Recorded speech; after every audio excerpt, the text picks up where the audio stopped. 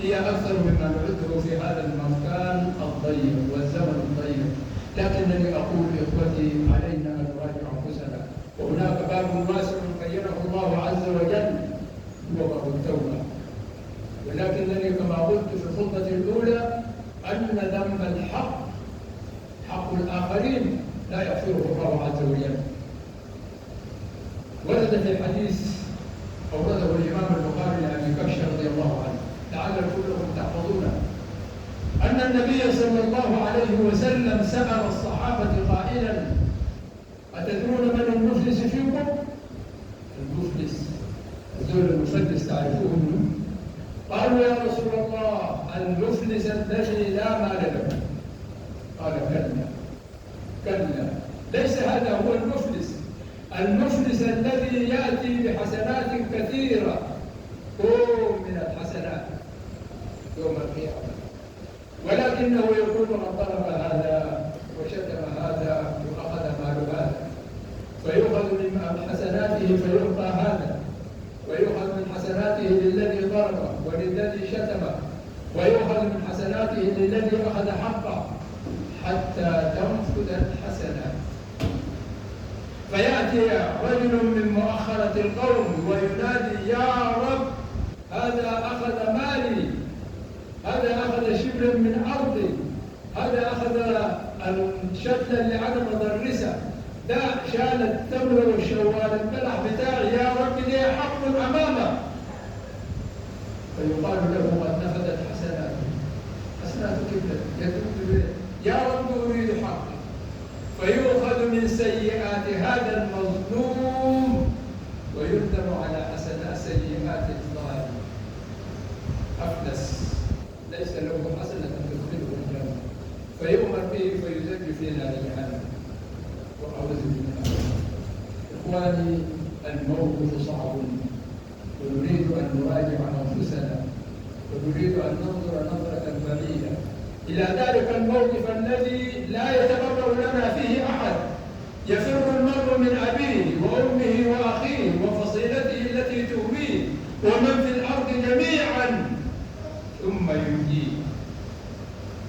كل الأمة ترد منك ويفرون منك بنجاتك وزوجتك وأهلك كلهم، لا يبقى معك أحد. ولكن هناك باب واسع ومفتوح، باب التوبة الذي لا يغلبه الله عز وجل إلا عند المغفرة.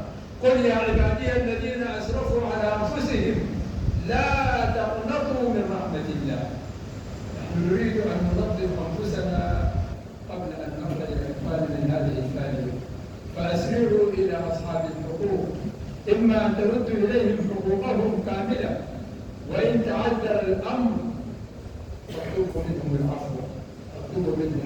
أنا على يقين أن كل إنسان له عليه حق، وإن ذهبت إليه وبينت له الحق وطلبت منه العفو فيعفو قبل أن يأتي ذلك اليوم الذي لا يعفو أحد عن أحد. ثم ما بيننا وبين الله الباب فيه أوسع. الله عز وجل يغفر الذنب الذي بيننا وبينه. يقول الإمام الثوري رضي الله عنه وأرضاه: خير لي أن أذنب 100 ذنب بيني وبين الله، ولا أذنب ذنبا واحدا بيني وبين خلق الله. علينا أن نرجع إلى الله ونتوب، ولكن التوبة صعبة. يقول ابن عطاء الله السكندري في إحدى حكمه رحمه الله تعالى رحمة واسعة: كل غاية مشرقة لا بد لها من كل نهاية مشرقة لا بد لها من بداية محرقة. فمن أراد أن ينظف نفسه من الذنوب عليه أن يتعب نفسه ويشق عليها حتى يتوب. والتوبة ليست بالفم يا إخواني أقول تبت إلى الله، وإلا لما قال الله تعالى للثلاثة الذين خلفوا عن رسول الله: لقد تاب الله على النبي والمهاجرين والأنصار الذين اتبعوه في ساعة العسرة، حتى قال: ثم تاب عليهم ليتوبوا. انظر، تاب عليهم ليتوبوا. أنك تتوب إلى الله تعالى لا تستطيع أنت أن تتوب التوبة النصوحة إلا بتوفيق الله تعالى. ولذلك من أراد أن يتوب توبة نصوحة إلى الله ويغفر الله له ذنبه عليه أن يقوم عند السحر. الناس نيام ساعة النوم تتقلب على الفراش قبل طلوع الفجر، قم يا أخي وصل ركعتين واسأل الله تعالى أن يوفقك للتوبة النصوحة، فيتوب الله عليك فتتوب فيقبل الله لك توبتك. ولا تيأس أبدا من رحمة الله. يقول الرسول صلى الله عليه وسلم: ما أصر من استغفر وإن أذنب في اليوم 70 مرة.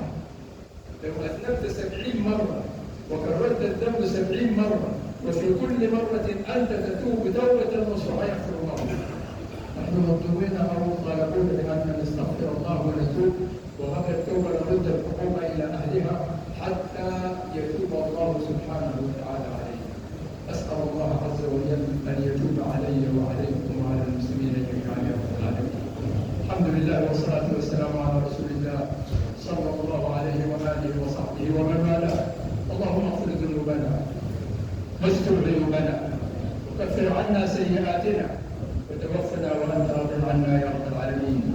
اللهم إنا نسألك رحمة من عندك تهدي بها قلوبنا وتجمع بها أمورنا وتلم بها شعثنا وترد بها غائبنا وتلهمنا بها رشدنا وتهدينا بها إلى صراطك المستقيم يا رب العالمين.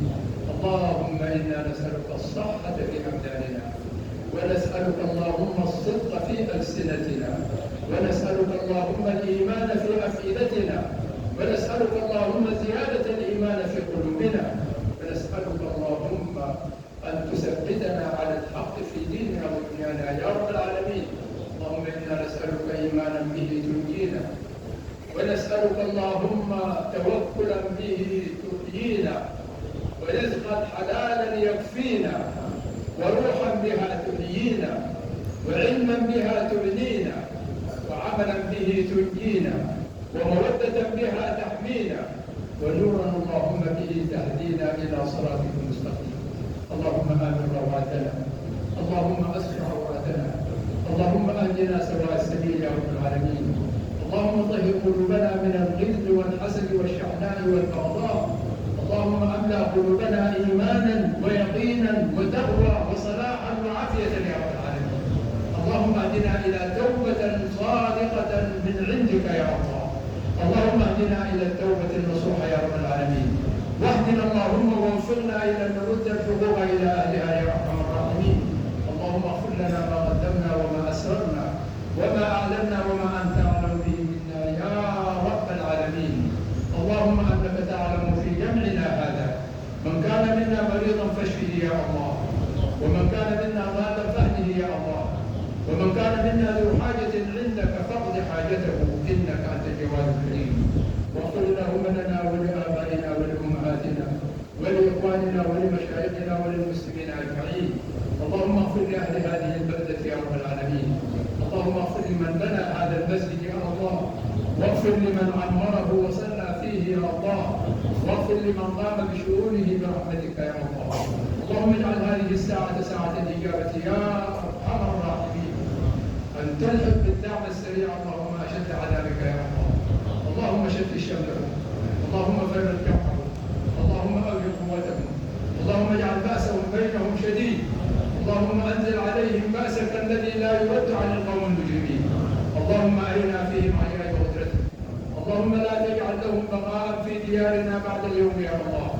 اللهم أحصهم عددا واقتلهم بددا ولا تغادر فيهم أحدا يا أرحم الراحمين. هم ومن والاه